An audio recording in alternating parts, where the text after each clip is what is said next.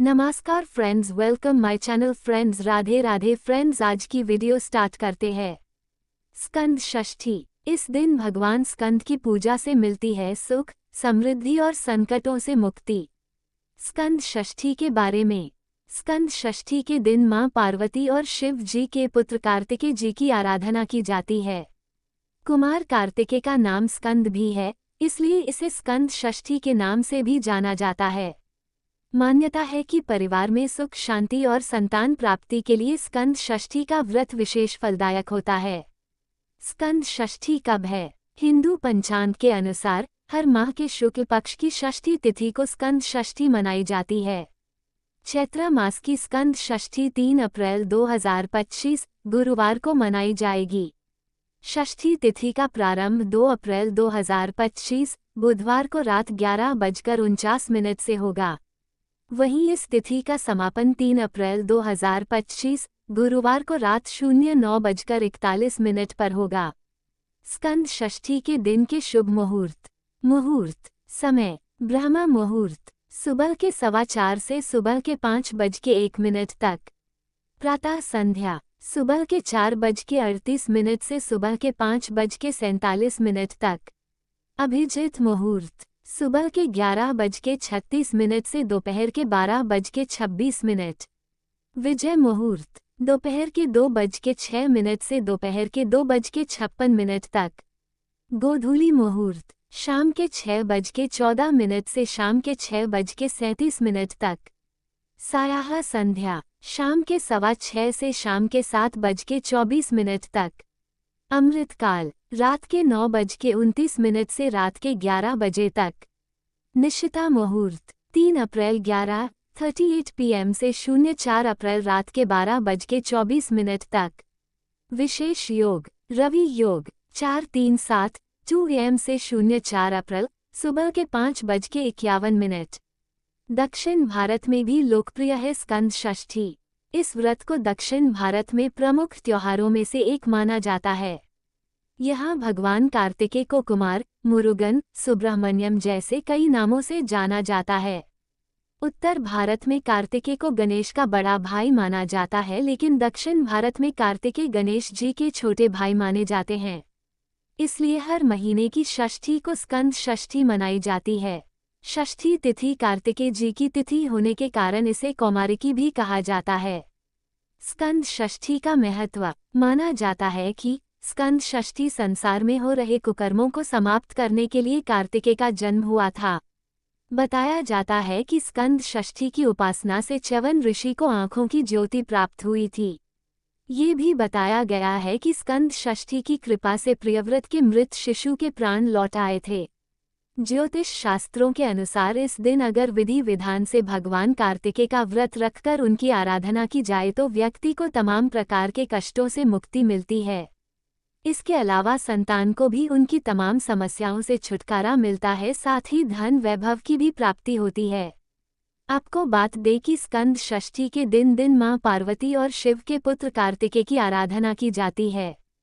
कुमार कार्तिकेय का नाम स्कंद भी है, इसलिए इसे स्कंद षष्ठी के नाम से भी जाना जाता है। मान्यता है कि परिवार में सुख शांति और संतान प्राप्ति के लिए स्कंद षष्ठी का व्रत बेहद खास महत्व रखता है। इस व्रत को दक्षिण भारत में प्रमुख त्योहारों में से एक माना जाता है। यहाँ पर भगवान कार्तिकेय को कुमार, मुरुगन, सुब्रह्मण्यम जैसे कई नामों से जाना जाता है। उत्तर भारत में कार्तिकेय को गणेश का बड़ा भाई माना जाता है, लेकिन दक्षिण भारत में कार्तिकेय गणेश जी के छोटे भाई माने जाते हैं। इसलिए हर महीने की षष्ठी को स्कंद षष्ठी मनाई जाती है। षष्ठी तिथि कार्तिकेय जी की होने के कारण इसे कौमारिकी भी कहा जाता है। माना जाता है कि इस दिन संसार में हो रहे कुकर्मों को समाप्त करने के लिए कार्तिकेय का जन्म हुआ था।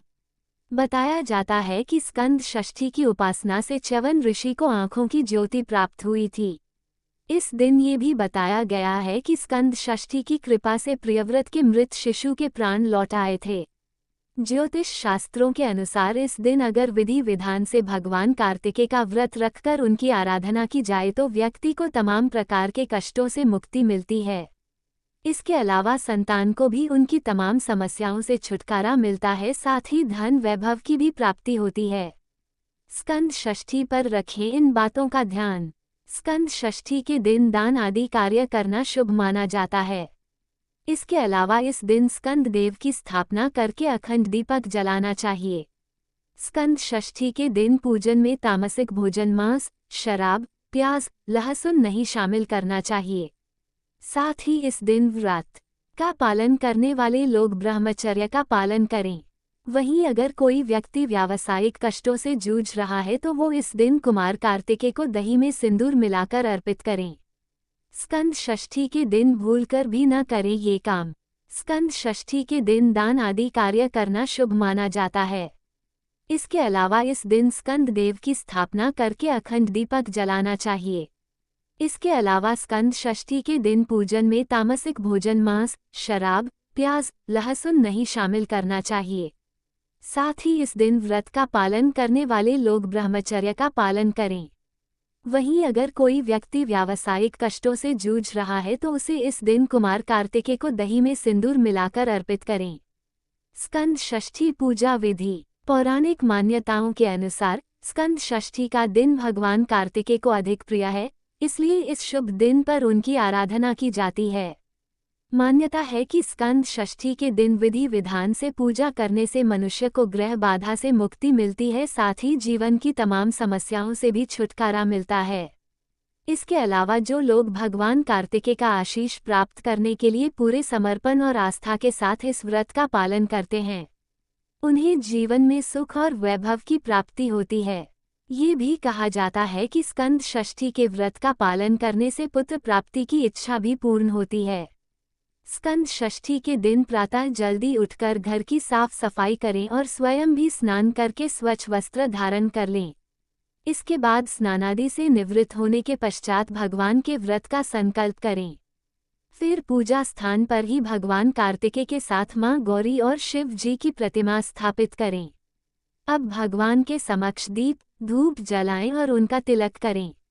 इस पूजा में आपको कलावा, अक्षत, हल्दी, चंदन, गाय का घी, दूध, मौसमी फल, फूल आदि चीजें भगवान को अर्पित करना शुभ माना जाता है। लेकिन इस बात का ध्यान रखें कि शिव जी को हल्दी न चढ़ाएं। पूजा के बाद आरती और भजन कीर्तन करें। शाम को पुनः पूजा करने के पश्चात फलाहार करें। स्कंद षष्ठी व्रत कथा। प्रिय साथियों, आज हम आपको स्कंद षष्ठी की व्रत कथा सुनाएंगे। कुमार कार्तिकेय के जन्म का वर्णन हमें पुराणों में ही मिलता है। जब देवलोक में असुरों ने आतंक मचाया हुआ था, तब देवताओं को पराजय का सामना करना पड़ा था। लगातार हो रहे राक्षसों के आतंक से सभी देवतागण परेशान थे। ऐसे में देवताओं ने भगवान ब्रह्मा से मदद की गुहार मांगी। देवताओं ने अपनी समस्या का पूरा वृतांत ब्रह्मा जी को बताया, जिस पर ब्रह्मा जी ने कहा कि भगवान शिव के पुत्र द्वारा ही इन असुरों का नाश होगा। लेकिन उस काल चक्र में माता सती के वियोग में भगवान शिव समाधि में लीन थे।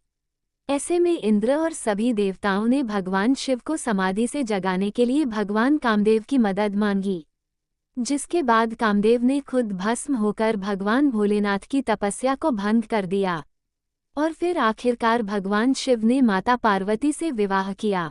विवाह के बाद वो दोनों देवदारू वन में एकांतवास के लिए चले गए। उस वक्त भगवान शिव और माता पार्वती एक गुफा में निवास कर रहे थे। उस वक्त एक कबूतर गुफा में चला गया और उसने भगवान शिव के वीर्य का पान कर लिया, परंतु वह इसे सहन नहीं कर पाया और भागीरथी को सौंप दिया। गंगा की लहरों के कारण वीर्य 6 भागों में विभक्त हो गया और इससे 6 बालकों का जन्म हुआ। ये 6 बालक मिलकर 6 सिर वाले बालक बन गए। इस प्रकार कार्तिकेय का जन्म हुआ। फ्रेंड्स, हमारे वीडियो कैसे लगा है जरूर कमेंट करके बोलना। Friends, please like, comment, subscribe और शेयर करना नहीं भूलना। Friends, please full video watch करना नहीं भूलना। और friends, thank you so much और धन्यवाद। राधे राधे।